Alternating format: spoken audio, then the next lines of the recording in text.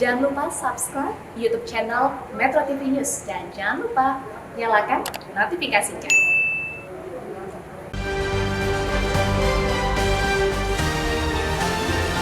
Mengevaluasi PTM.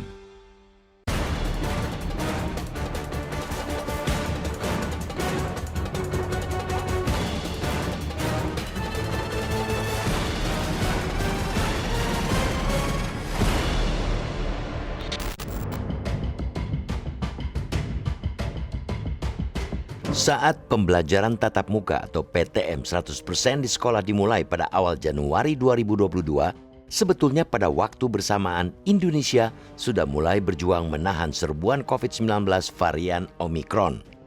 Data Satgas Penanganan COVID-19 menyebutkan pada Minggu 2 Januari, kasus Omikron di Indonesia telah mencapai 138 kasus, terdiri dari 135 kasus impor dan 3 kasus transmisi lokal.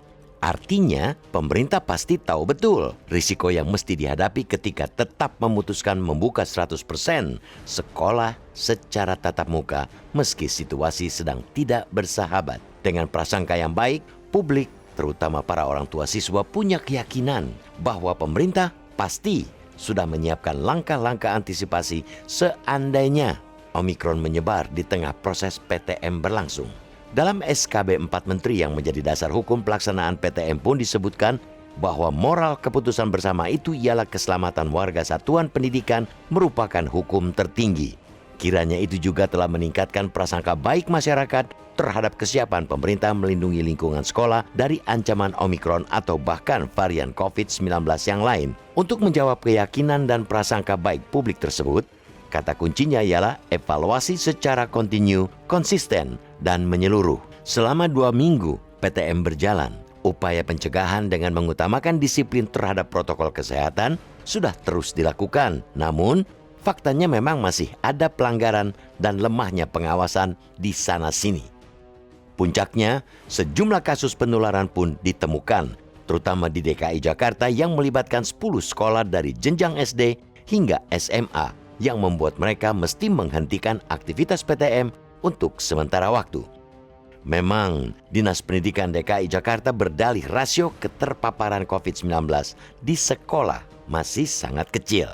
Akan tetapi, tetap saja mestinya kita tidak boleh meremehkan. Sekecil apapun angka rasio tersebut, tetaplah sebuah potensi yang sangat mungkin membesar bila mitigasi dan penanganannya dilakukan serampangan. Sekarang boleh saja hanya menimpa 10 sekolah dari 10.947 sekolah di DKI Jakarta yang menggelar PTM. Tapi kalau ini tidak dianggap serius, jangan kaget kalau angkanya melejit.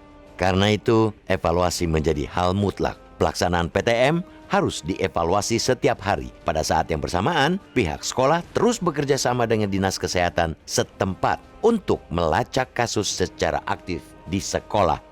Evaluasi juga penting untuk mencegah pemerintah mengeluarkan kebijakan yang hanya bersifat reaktif. Di atas semuanya, kita sepakat keselamatan warga. Dalam konteks ini, keselamatan siswa dan guru ialah paling utama. Namun di sisi lain, kita juga sepakat pendidikan tak kalah penting. Penutupan sekolah berkepanjangan boleh jadi membuat peserta didik semakin tertinggal dalam belajar. Dengan semangat tersebut, editorial ini berkesimpulan bahwa PTM 100% masih layak diteruskan, tetapi dengan disiplin protokol kesehatan yang mesti diperkuat. Sejumlah catatan baik dari sejumlah organisasi guru maupun ahli epidemiologi yang intinya masih terdapat pelanggaran-pelanggaran dalam pelaksanaan protokol kesehatan harus pula menjadi perhatian pemerintah. Tidak bisa tidak, pengawasan harus diperkuat. Jangan lagi ada tawar-menawar soal penggunaan masker atau jam belajar mengajar, misalnya. Tak boleh ada kompromi kepada siapapun yang melanggar protokol kesehatan. Pada saat berbarengan, pemerintah mesti menggenjot vaksinasi untuk anak usia 6-11 tahun dan mengupayakan agar para pendidik masuk daftar prioritas penerima vaksin booster. Jika hal-hal itu dilakukan simultan, ada harapan tinggi bahwa pendidikan kita akan segera mengejar ketertinggalannya selama ini.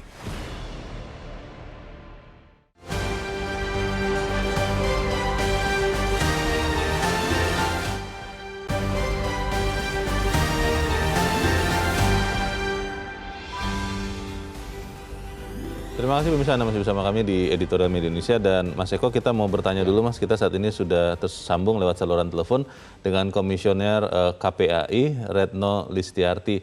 Mbak Retno, selamat pagi. Selamat pagi, Mas. Ya, Mbak Retno, kita ngeri-ngeri tidak sedap sebetulnya ketika melihat PTM sudah 100% di sekian daerah, Jakarta lah khususnya ya. Dan di saat bersamaan ada kasus Omikron yang meningkat, juga terjadi di klaster-klaster sekolah. Prinsipnya bagaimana ya Mbak Retno? Apakah memang benar keselamatan itu masih nomor satu atau sekarang sudah mulai kalah dengan target untuk mengejar pendidikan yang lebih baik? Karena konon katanya pembelajaran jarak jauh atau online itu sangat minim efek positifnya untuk siswa. Bagaimana Mbak Retno? Ya, kalau kami sih KPAI ya tetap berpegang pada konvensi hak anak. Mestinya ketika ada masa pandemi gitu, hak anak yang utama itu kan hak hidup. Yang kedua hak sehat, baru hak pendidikan gitu. Jadi kalau mau diurut seperti itu. Kemudian yang kedua, memang urgensinya apa sebenarnya memasukkan, taruhlah gini ya, PTM-nya tetap dilaksanakan, tidak diberhentikan. Tapi kapasitasnya dikurangi karena dari hasil pantauan saya ini udah masuk ke 7 sekolah deh di DKI. Memang ada di Bogor, ada di Bekasi juga. Tapi kalau DKI ini terbanyak yang saya masukin sudah 7. Nah dari 7 itu saya melihat tidak ada jaga jarak. Jadi kalau bicara 3M, maka cuci tangan oke dilakukan. Pakai masker anak-anak patuh. Tapi jaga jarak di kelas tidak bisa. Padahal itu ruang tertutup kan. Nah di kelas itu meja sama kursi itu udah dimajukan sampai dekat papan tulis loh. Kemudian anak yang terakhir tuh sampai mepet tembok. Itu tetap tidak ada 1 meter antara satu anak dengan anak yang lain. Menurut saya ini berpotensi betul. Karena jadi kerumunan dan waktu berada di dalam sekolah kan lama gitu kan. Sampai lebih dari 3 jam. Jadi menurut saya seharusnya kalau memang pemerintah provinsi ataupun kementerian ingin mempertahankan PTM. Setidaknya nggak memaksakan 100%. Karena beresiko betul gitu. Jadi kami juga bingung gitu ya ketika tidak mungkin kami menghentikan PTM yang nggak taruhlah tidak dihentikan. Kenapa harus kapasitasnya 100 dalam kelas itu saja sih ya? Karena jadi tidak ada jaga jarak itu berpotensi banget dan dalam ruangan tertutup.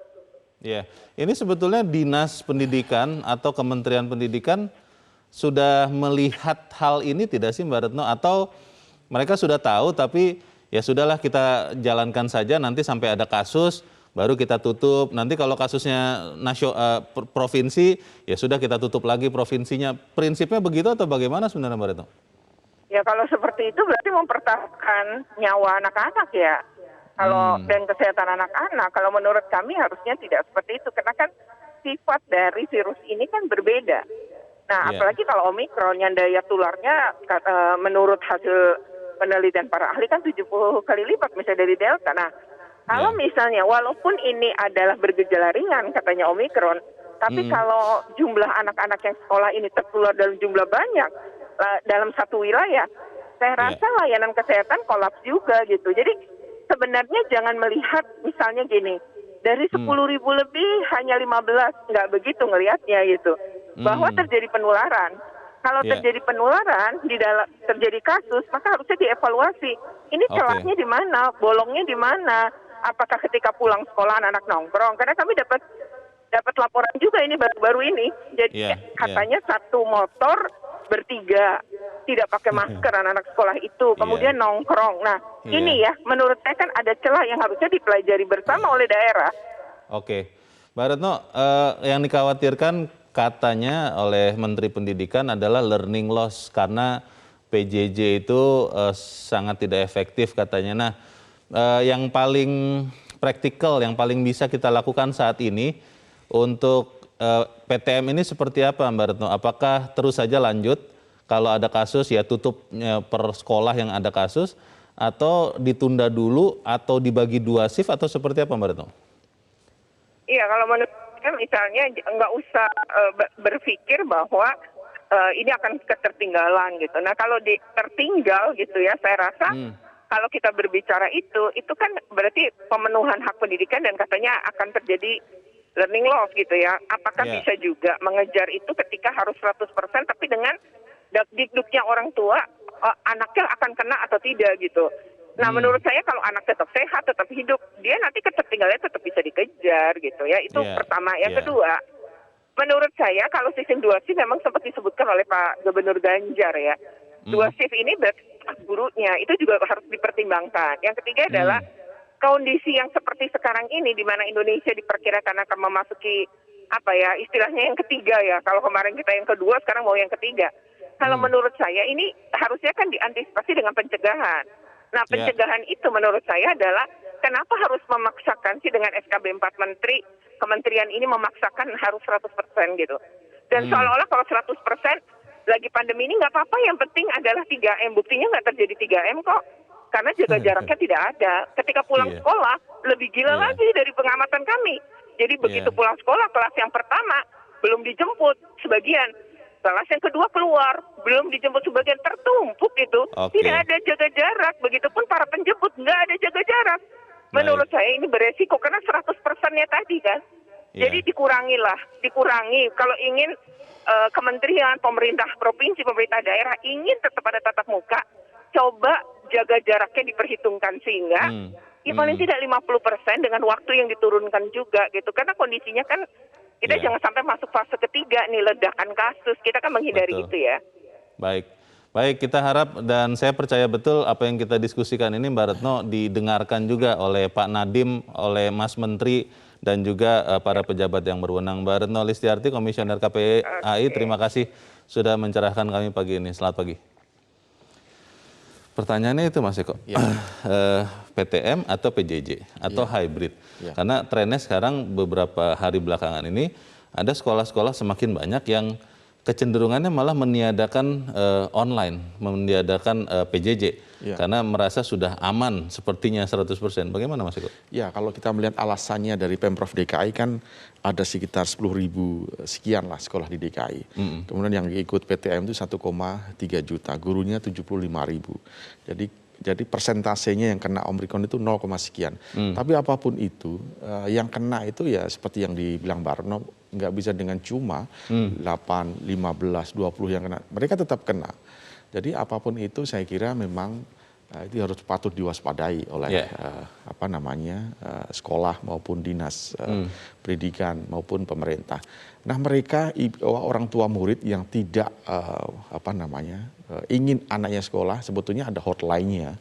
Kalau di DKI ada, misalkan keberatan. Ini negara demokrasi ya. Masih bisa ya berarti ya? Bisa. Artinya Anda bisa mengajukan di hotline-nya Pemprov DKI itu untuk mengajukan tidak bersekolah untuk online di rumah. Jadi ini bisa dilakukan dengan alasan-alasan tertentu misalkan. Nah, itu sebetulnya juga sudah dilaksanakan di banyak negara, misalkan di Amerika. Sekarang di Amerika juga sedang melonjak. Gurunya juga takut kena Omikron, kemudian diliburkan dengan alasan-alasan seperti yang saya jelaskan tadi. Jadi saya kira wali murid harus berani untuk mengutarakan pendapatnya ketika memang dia tidak siap. Anaknya misalkan belum divaksin 1, atau mungkin mau lagi menunggu 2, kemudian orang tuanya juga udah lama vaksin masih menunggu booster misalkan. Alasan-alasan itu kan bisa digunakan. Atau mungkin anaknya punya penyakit komorbid yang bisa menjadi penularan yang sangat cepat jika terkena. Alasan-alasan itu pasti menjadi bahan pertimbangan bagi sekolah maupun dinas pendidikan. Tapi pertanyaannya Mas Eko, ini kan dari sisi orang tua ya, Betul, dari siswa, dari sisi peserta didik orang tuanya. Apakah tidak bisa kemudian kementerian, dinas pendidikan itu benar-benar mengevaluasi kondisi sekarang, atau memang merasa ini masih aman, ya sudah dibiarkan saja 100% sampai nanti ada yang kena, sekolahnya ditutup. Kalau ada satu wilayah yang ditutup, satu provinsi yang ditutup.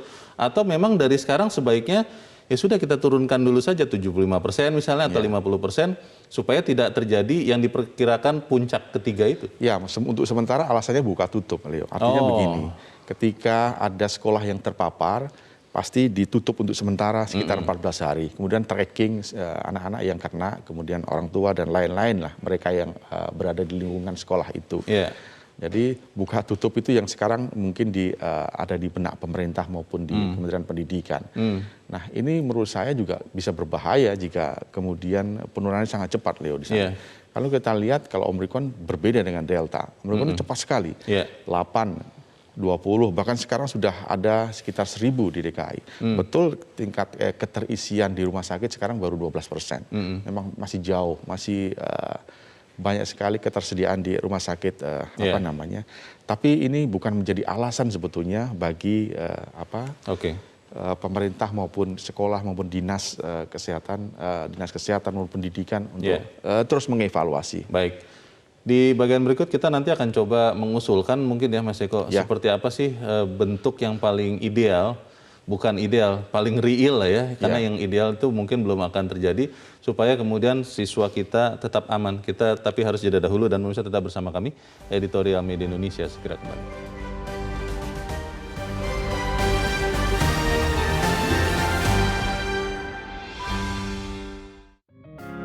Media Indonesia mengajak Anda untuk mengakses fitur premium e-paper. Dengan sajian konten berbasis intelektual dan meneguhkan kebangsaan, Media Indonesia tampil dengan lebih dinamis melalui e-paper Media Indonesia yang dapat Anda akses kapan saja, di mana saja. Caranya mudah, download aplikasi Media Indonesia di Android atau ketik link e-paper.mediaindonesia.com atau bisa scan QR Code pada layar kaca Anda. Klik tab e-paper di bagian samping layar tablet Anda, daftarkan data diri, serta pilih paket berlangganan e-paper Media Indonesia sesuai dengan kebutuhan Anda. Nikmati juga bonus spesial tambahan 4 halaman rubrik fokus setiap hari. Semua bisa Anda dapatkan hanya di e-paper Media Indonesia. Untuk informasi lebih lanjut, hubungi customer service di nomor 0811 1201 2018 atau kunjungi media sosial @Media Indonesia. Media Indonesia, referensi bangsa. Terima kasih pemirsa, Anda masih bersama kami di Editorial Media Indonesia, dan Mas Eko, kita mau mendengarkan juga pendapat dari pemirsa Metro TV. Saat ini kita sudah terhubung dengan pemirsa Metro TV di Batam, Kepulauan Riau. Ada Pak John Veto. Pak John, selamat pagi. Selamat pagi, Bung Leo, selamat pagi, Mas Eko. Ya. Selamat pagi, Pak John. Ini Bagaimana, sangat bagus yang dibahas hari ini, ya, mengurusi PTM, pembelajaran tatap muka. Karena kita memang dikejar tayang nih, Mas. Kenapa? Kata petinggi-petinggi kita emang Omikron ini puncaknya Februari. Tapi saya setuju dengan Pak Retno tadi yang dari KPI tadi, yang komisioner KPI. Ini pembelajaran tatap muka ini kita sangat setuju.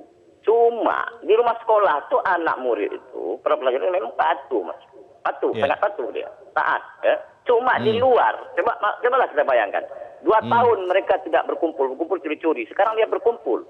Betul, ketemu tuh di Kepri, ketemu tuh yang jam 3, yang tidak pakai masker. Saya banyak juga menegur itu anak-anak itu, tapi alhamdulillah banyak. Itu kepedulian kita. Dan kalau dapat, memang kalau kita nak menerapkan pembelajaran tatap muka ini, semua apa yang di daerah itu harus turun tangan kembali. Ya mungkin yang paling efektif itu ya tim COVID di daerah lah, ya diefektifkan kembali lah, ya setidaknya ya satgasnya diefektifkan kembali lah. Memang betul Mas Eko, kita kalau tidak kita apakan PTM ini, kita memang loss generation itu pasti akan terjadi. Ini yang kita takutkan. Jadi ya mudah-mudahan PTM ini berjalan dengan apa? Ya aman. Kita berdoa lah semua. Ya, Omikron ini enyah lah. COVID-nya enyah lah dari bumi pertiwi kita ini. Itu aja. Terima kasih. Terima kasih Pak John Veto di Batam, Kepulauan Riau. Selamat pagi. Di belakang Pak John ada Pak Sukiwi di Medan, Sumatera Utara. Pak Sukiwi, selamat pagi.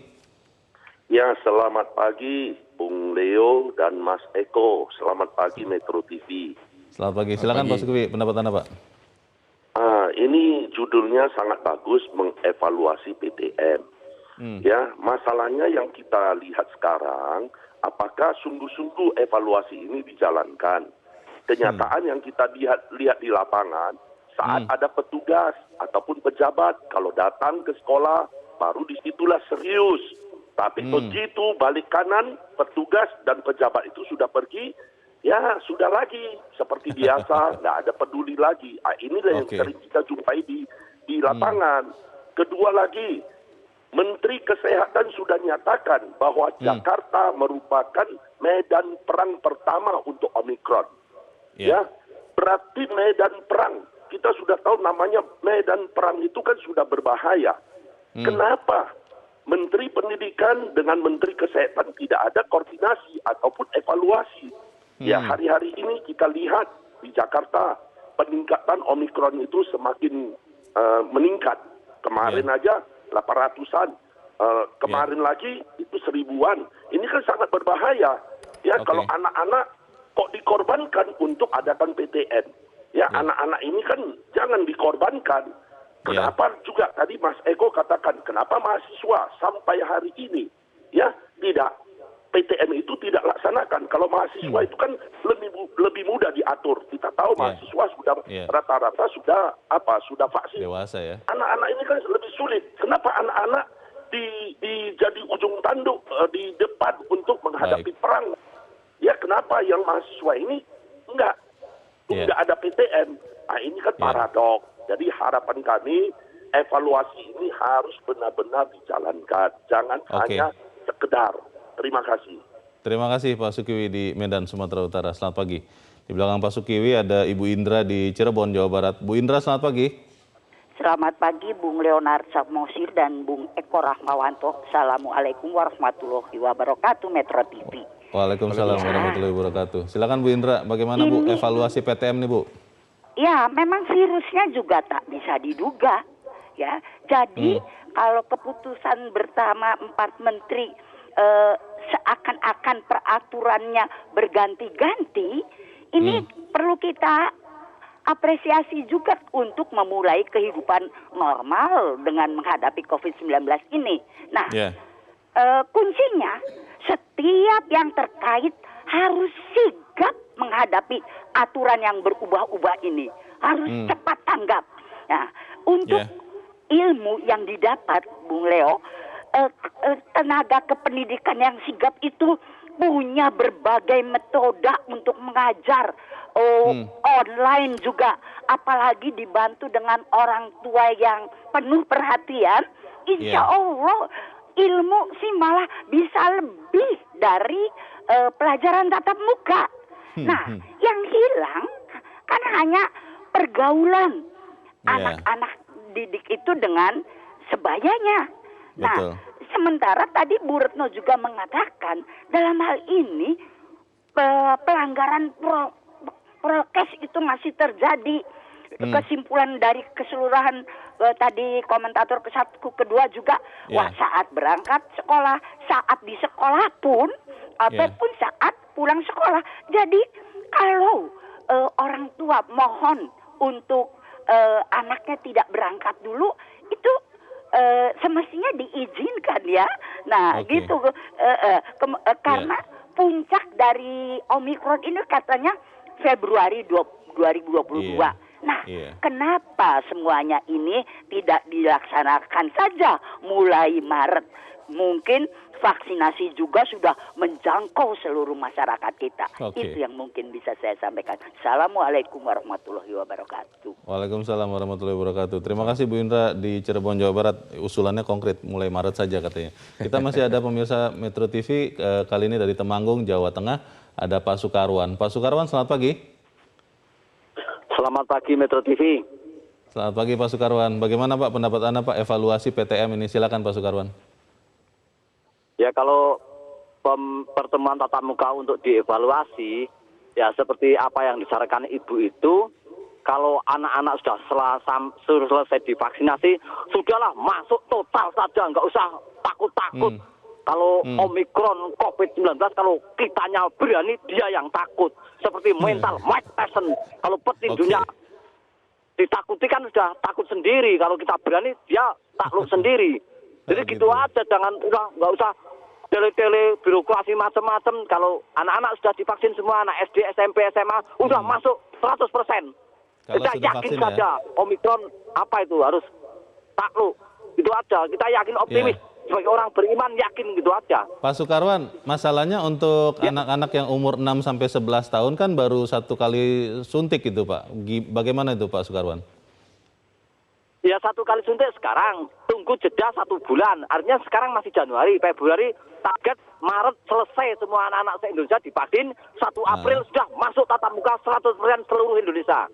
Oh, walaupun ada kasus Pak Sukarwan, bagaimana Pak penularan di sekolah? Alah, kasus kalau kita mantap, seperti kita berjalan malam hari, kalau kita mantap demitnya takut.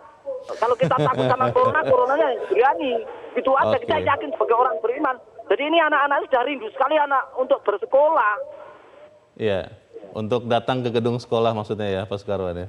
Iya, Menteri Kesehatan harus punya kebijakan yang tegas, yang berani gitu loh. Kalau menunggu kebersamaan menteri-menteri yang lain, nanti yang ini setuju, ini setuju, ini enggak. Kacau balon nih birokrasinya. Satu kekuatannya berikan pada Menteri PDK. Berani masuk tatap muka 1 April 100% seluruh Indonesia. Oke, baik, terima kasih Pak Sukarwan di Temanggung, Jawa Tengah untuk pendapat Anda. Selamat pagi Pak. Bagaimana Mas Eko?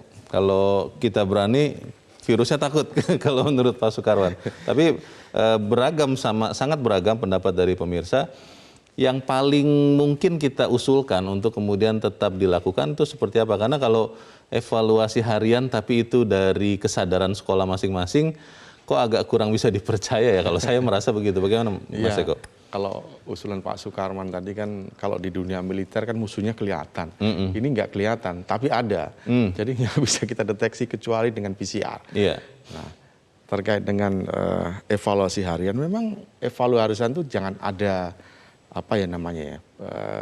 jangan ada dusta lah di sekolahnya. Jadi kalau memang anak sekolah itu kena, wali muridnya juga harus memberitahu, jangan sampai disembunyikan. Kemudian kan pihak sekolah bisa tahu bahwa si A ini kelas 2 misalkan itu kena. Berarti yang kelas 2 itu di tracking kan. Jangan sampai kemudian itu nanti juga tertular, kita tidak tahu. Nah ini yang membahayakan malahan. Jadi harus ada kejujuran di antara wali murid juga, kemudian sekolahnya juga demikian.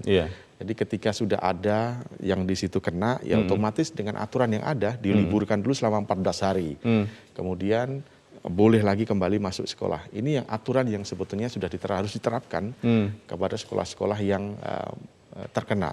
Kalau itu dilanggar, saya kira nanti akan meledak juga apa yang dikatakan oleh pemerintah Februari Maret, itu juga pasti bisa terjadi. Kemudian yang paling penting menurut saya, mereka-mereka yang punya duit itu jangan pergi-pergi ke luar negeri dulu lah. Kita lihat sekarang ini transmisi lokalnya dari lebih kecil daripada mereka yang terkena. Kita lihat, kita lihat kalau lihat data faktanya, mereka yang berasal pergi dari Arab Saudi, dari Turki, dari Amerika, Malaysia, itu yang paling banyak. Mereka yang berlibur ke Turki itu rata-rata pulang malah kena Omikron. Jadi nggak usah berlibur ke luar negeri, ke dalam negeri aja lah. Kasihan mereka yang pengen sehat tapi tertular mereka yang dari luar. Kalau melihat PTM-nya sendiri, apakah kita terus saja jalankan seperti sekarang, business as usual?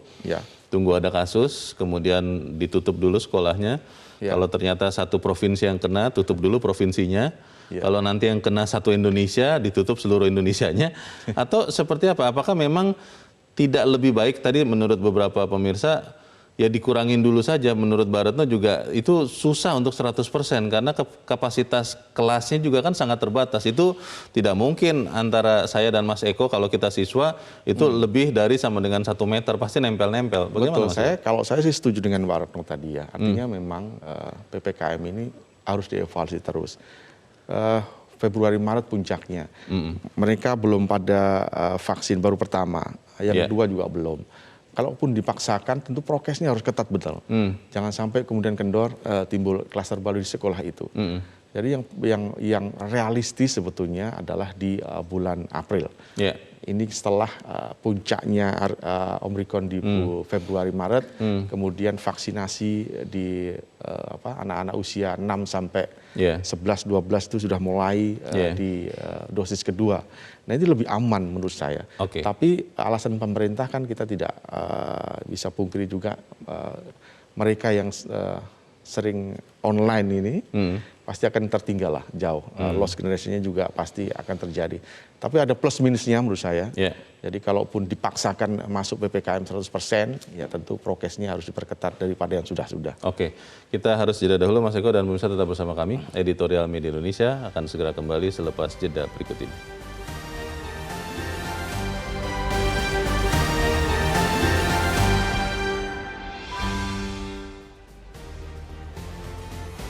Terima kasih pemirsa, Anda masih bersama kami di Editorial Media Indonesia dan kita di bagian akhir diskusi kita pagi ini. Mas Eko, benar bahwa memang ada banyak kekurangan ketika anak harus belajar online ya. Itu ada banyak hal yang kurang. Walaupun kalau menurut Bu Indra tadi dari Cirebon yang hilang itu hanya pergaulan kok. Karena pelajaran itu segala macam dari internet itu bisa banyak sekali dibandingkan misalnya hanya tatap muka. Nah, tapi di sisi yang lain kan kita melihat benar bahwa ada peningkatan kasus Omikron. Apa tidak lebih baik misalnya, ini untuk menunjukkan bahwa pemerintah itu ya merespons keadaan juga, kurangi dulu yang 100% ini menjadi katakanlah 75% begitu, supaya kemudian masyarakat tetap percaya bahwa pemerintah ini mengikuti perkembangan yang ada. Atau ada yang mengatakan jangan-jangan pemerintahnya gengsi. Karena sudah dikeluarkan 100%, ya sudah sampai nanti ada kasus yang fatal, baru kami ubah kebijakannya. Karena kalau tidak nanti kami dianggap pelin-pelan. Bagaimana Mas Eko? Iya, memang ini dilema ya. Pemerintah sudah mengeluarkan aturan bahwa PPM 100%. Artinya akan dikurangi jika terjadi kasus. Misalkan yang terjadi di DKI ada beberapa sekolah yang kemudian ditutup sementara 14 hari begitu. Setelah itu diperbolehkan untuk bersekolah lagi. Nah, ini sebetulnya juga menjadi problem kalau kemudian banyak sekolah di DKI ini yang terkena. Kan sekarang kasusnya meningkat terus, Dil. Omikron ini kan cepat sekali. Yang kemudian ketika ini semua naik, pasti akan juga berimbas kepada daerah-daerah yang lain. Karena mutasi transmisi lokal ini cepat sekali. Sekarang mungkin di DKI, bisa jadi nanti kemudian melebar ke Jabodetabek dan kemudian ke Pulau Jawa yang lain. Nah, kalau sudah melebar jauh seperti yang kemarin Delta terjadi, pasti akan menyulitkan banyak pihak. Nah, sebelum itu melebar ke semua provinsi, saya kira memang apa yang dikatakan Leo tadi betul, bahwa kita juga harus mengevaluasi, jangan kemudian dipaksakan 100%, tapi dampaknya juga sangat luas. Kita tahu bahwa teman-teman anak-anak SD ini kan juga belum divaksin 2 kali, jadi pasti juga rentan. Kemudian juga anak SMP pun demikian, ada yang divaksin baru sekali, ada yang 2, demikian juga yang SMA. Kalau perguruan tinggi, ini yang mungkin menjadi pikiran banyak orang, mereka kan sebetulnya bisa menjaga diri, sudah vaksin 2 kali. Sudah lebih dewasa, Mas. Sudah lebih dewasa untuk disiplin membawa diri. prokes itu. Tapi masih online juga, ini yang kemudian dikritik banyak pihak, perguruan tinggi malah belum masuk, tapi SD, SMP, SMA dipaksakan 100%. Ini peraturan yang menurut saya juga, saya bingung juga. Ini mungkin juga harus menjadi catatan pemerintah, kenapa ini bisa terjadi.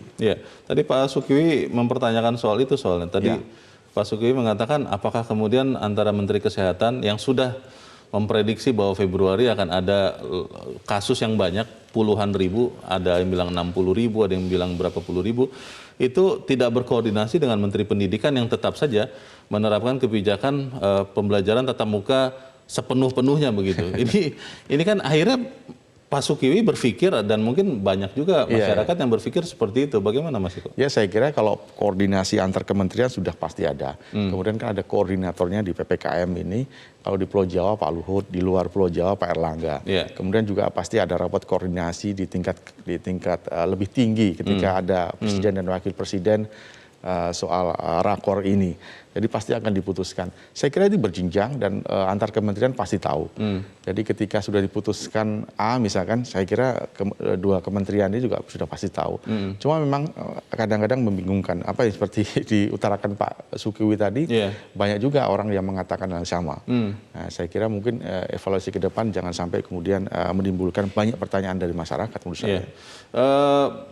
Kita tentunya tidak mau dibilang mengekor ya, tapi melihat fakta di luar Indonesia, di negara-negara yang sudah menjadi negara maju, kita masih negara berkembang kan ya Mas Eko ya, itu sudah akhirnya ya memutuskan terpaksa untuk kembali online karena Omikron menyebar. Apa kita tidak boleh melakukan hal serupa? Saya kira bisa juga terjadi di Indonesia, di Amerika, di kota-kota besar di Amerika. Saya lihat di New York, Milwaukee, Chicago, Detroit, kemudian itu sudah libur karena banyak siswanya yang terpapar Omikron. Sekolah online maksudnya ya? Betul, kembali ke online. Gurunya juga sudah mengajukan keberatan kepada pemerintah federal di tempatnya masing-masing untuk tidak bersekolah sementara karena sangat tinggi. Kemudian di Jerman, di Eropa Barat yang lain juga. Maka di Jerman sekarang ini sudah mencapai 80.000 kasus yang di sana. Akhirnya kembali juga ke rumah masing-masing untuk sekolah. Nah, jangan sampai hal yang semacam itu terjadi di Indonesia ketika PTM 100% ini dilaksanakan di Indonesia. Nah, kalau itu terjadi, saya kira ini akan biaya mahal sekali, Leo. Finansial akan tergerus, kemudian ekonomi juga akan terguncang, UMKM juga pasti lesu lagi. Banyak hal yang ini rentatannya panjang jika kita tidak disiplin terkait dengan protokol kesehatan, terkait pembelajaran tatap muka yang 100% ini. Usulan Bu Indra tadi, Mas Eko, mulailah misalnya bulan Maret begitu, atau sebagian orang mengatakan ya sudah, mulai di semester depan saja begitu, di tahun ajaran yang baru, untuk kemudian pembelajaran tatap muka 100% untuk mengantisipasi lonjakan Omikron ini, itu bisa dilakukan. Atau kalau nanti dilakukan, tadi seperti kata Pak Sukarwan, virusnya jadi tidak takut sama kita. Bagaimana, Mas Eko? Ya, karena ini sudah terjadi ya, dan mungkin pemerintah juga tidak mungkin akan menarik lagi aturan ini sebelum memang kasusnya melonjak. Sebelum ada kasus? Kasusnya melonjak. Ya, kalau kita melihat sekarang di DKI kan baru 0, sekian.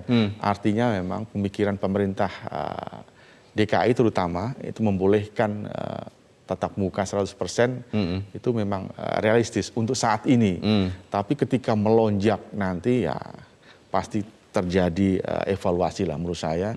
Jangan sampai kemudian dipaksakan, akhirnya keselamatan dan kesehatan warga itu menjadi terganggu. Karena kita tahu bahwa keselamatan dan kesehatan warga itu menjadi utama daripada hal yang lainnya. Kita kalau sehat tuh bisa melakukan apa aja lah. Ketika kita sakit, tentu itu menimbulkan kekhawatiran banyak pihak lah. Ya, semoga kemudian evaluasi itu tepat waktu ya, Mas Eko ya. Tidak keburu terlambat, karena sebagian orang masih mengatakan orang Indonesia ini masih bersifat seperti pemadam kebakaran, menunggu dulu kebakaran baru dipadamkan, belum sebelumnya begitu. Semoga apa yang kita diskusikan ini juga bisa menjadi bahan masukan. Mas Eko Ramawanto, terima kasih sudah hadir di tempat ini. Selamat pagi, Mas. Selamat pagi. Pemirsa, pembelajaran tatap muka atau PTM 100% masih layak diteruskan, namun dengan disiplin protokol kesehatan yang harus diperkuat. Sejumlah catatan baik dari sejumlah organisasi guru maupun ahli epidemiologi, intinya masih ada banyak pelanggaran-pelanggaran dalam pelaksanaan protokol kesehatan ini harus menjadi perhatian pemerintah. Tidak bisa tidak, pengawasan harus diperkuat. Jangan lagi ada tawar-menawar soal penggunaan masker atau jam belajar mengajar misalnya. Tidak boleh lagi ada kompromi kepada siapapun yang melanggar protokol kesehatan. Pemirsa, kami terus mengingatkan Anda untuk tetap gunakan masker Anda, patuhi protokol kesehatan, cuci tangan, tidak usah kemana-mana kalau tidak perlu. Dan terima kasih Anda sudah menyaksikan Editorial Media Indonesia. Saya Leonardo Samosir, selamat pagi, sampai jumpa.